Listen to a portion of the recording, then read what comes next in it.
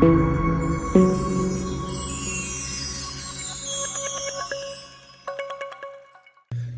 Law of Reproduction. Thank you so much for tuning in to another amazing video here on Universol Leadership Development, because today we'll be learning about the Law of Reproduction by John C Maxwell himself on the 21 irrefutable laws of leadership. Make sure you have your pens and pencils ready, your notebook ready to go, and you guys take some amazing notes because you already know. Stay tuned, and I'll see you at the end of the video. Law number 13, the law of reproduction. The law of reproduction says we teach what we know, but we reproduce what we are. And I'm going to talk to you in this law about reproducing what you are. Now, isn't this interesting? This is a cousin. The law of reproduction is a cousin to the law of magnetism. Remember, the law of magnetism says who you are is who you attract. Now we're saying the law of reproduction, it takes a leader to raise up a leader. Now, the law of magnetism is kind of like the front end. The law of magnetism says, here's how you draw potential leaders to you. The law of reproduction is the back end. The law of reproduction says, once you've drawn these potential leaders, here's how you develop these potential leaders. We're going to begin talking now, and as you go through the laws of leadership with me, one thing you're going to realize is that as we get closer to the end of the laws, we get more into reproducing ourselves. The first laws deal with how do I develop myself and how do I become the person I should be, those kind of things. And then we begin to shift from me as a leader to how effective I am as a leader to reproduce other people within my life. Here's what I know. We teach what we know. We reproduce what we are. It takes a leader to know a leader. What I've observed is that leaders can pick out potential leaders better than non-leaders. Are you with me? Because they have an understanding of what it's like to be a leader. So it takes a leader to know a leader. Secondly, it takes a leader to show a leader. In other words, it takes a leader not only to be able to know one or define one, and so therefore the people that find potential leaders are leaders themselves, but it also takes one to model or to show or to be an example for another leader, because the greatest motivational principle in life is people do what people see. So if you're a leader, guess what? You can teach leadership to others. That's why it's impossible for non-leaders to raise up leaders. It's impossible for non-leaders to train leaders. A lot of times I'm asked the question that why is not leadership taught more in the educational, academic, college type of setting? And the reason I say that is because there aren't a lot of leaders there. And if you can teach a leadership course, but if you're not a leader, you can't reproduce leaders. It takes one to know one. It takes one to show one. And finally, it takes one to grow one. How do you grow potential leaders? By being one yourself. People do what people see. So in this law, I want to talk to you about reproducing leaders. I did a survey about 2 years ago that was very important. I was doing leadership conferences, and I asked leaders all over the country, I asked them this question. I said, what's the number one influence on your leadership life? In other words, if you could go back and say, I am a leader because, and fill out the blank, what would you say? 5% of the people that said, I am a leader because, said, I am a leader because of a crisis. In other words, something happened that somebody needed to lead, and they happened to be there, and because they had leadership intuitiveness and leadership leanings within them, they rose up, took the challenge, led, saw that they could lead, and pretty soon kind of became the leader of the pack. So about 5% said they became a leader because of a crisis. 10% said they became a leader because they had what they called natural leadership gifts. They had the leadership leanings that I'm talking about. Now here's what's interesting. 85% of the people that I talked to in the conference and did the survey with on how and why did you become a leader said, I became a leader because another leader put me under their wing and mentored me.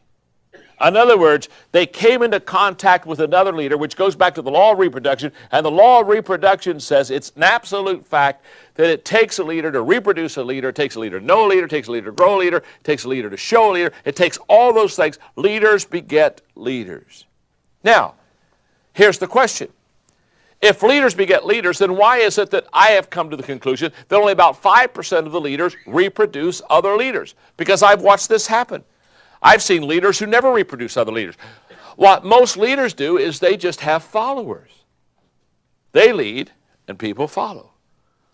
Why is it that so few leaders empower other leaders, reproduce other leaders, develop other leaders, raise people up higher than themselves? Well, there are several reasons. Number one is they're insecure. Again, insecurity keeps us from empowering people. Number two, they spend too much time with followers. They just spend way too much time with them. And a lot of times they spend time with them because, let me just stop here for a moment. You know what followers do versus lead? If you lead followers, they'll stroke your ego all the time. They'll tell you how good you are, and you'll believe that foolishness. You know what I mean? And they'll say, oh my, I couldn't make it without you, and oh, you believe all that, you know. And followers just stroke your ego all day. Leaders won't do that. Leaders are restless. They're saying, you know, you're doing a good job leading, but can we hurry it up a little bit more? And could we take on a bigger challenge? And when are we going to? I mean, leaders following leaders, their main goal isn't to thrill you. Their main goal is progress and success. They want to get to the top. Thirdly, and this is so true, followers are easier to find and lead than leaders. Boy, isn't that the truth. One of the reasons we have so many followers is because we like it, because followers just follow. I mean, you know, hut, 2, 3, 4, hut, 2, 3, 4. They just kind of get in line. You see, leaders, hey, they're hard to find. Oh, they're hard to find. They don't flock. Turkeys flock. Eagles don't flock. You've never gone outside and said, oh my goodness, I couldn't even see the sun today. There was just thousands of eagles just blocking the sun today. No. Eagles don't flock. Turkeys flock. They're hard to find. They're not only hard to find, they're hard to gather. When you find them, they're not waiting to join your team. One of the best advice I ever received in trying to recruit good people to my team was this advice. Find somebody that is already fulfilled in a job that they're doing with excellence and go after them. The person who wants a job, you don't want.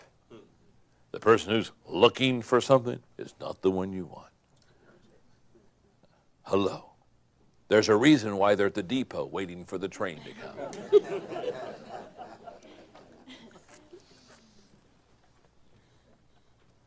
Being available is not a qualification. So they're hard to find. When I say they're hard to gather, because, you know, when you ask a leader to join your team, they don't just say, oh, thank God, I've been waiting for a team to join. No, they ask questions. They say, where are you going? How long are you going to be there? What's it cost? Can I drive? They're hard to find, they're hard to gather, and they're hard to keep because they're restless. And if you're not going somewhere, as soon as the train slows down, they're off. It's very important in being able to reproduce leaders, by the way, that you be able to find potential leaders, because your greatest odds of reproducing a leader is to finding a potential leader. Think about it for a moment. If you got two people in your organization, one's a potential leader, I mean, they've got some potential leadership gifts, and the other person has no leadership gifts. Wow, you want to spend your time with the person that has potential leadership gifts. So you have to know how to see them. You got to know how to find them. You see, when I go to the airport, there are two kinds of people that pick me up. If they don't know who I am and they have never seen me before, there are two kinds of people who pick me up at the airport. The first kind of person, they just take a piece of paper and they put my name on top of it. And they stand somewhere where, you know, where you deplane. They're standing over there on the other side of the hallway, and they got my name in the air. And they're just hoping I see their name. And they just got, you know, they're talking to their buddy. They got their name in the air. The other day I was in the airport. Somebody said they had a name in the air. I didn't see my name in the air. I passed them, went right on to the hotel without them. They panicked, called me an hour later. Oh, you're here. Oh, thank God you're here. See, if all you do is stick a leader's name in the air and hope, you miss a lot of leaders. But there's another way to find leaders. Some people, when they come to the airport, they have one of my books. And they go to the back of the book, and it's got my picture. Hopefully it's a newer book. And they've got my picture. And you know what? They're by the line where the people are playing, and they got this picture of me. And they know what I look like because they got my picture. And everybody comes on the plane, they're doing this number.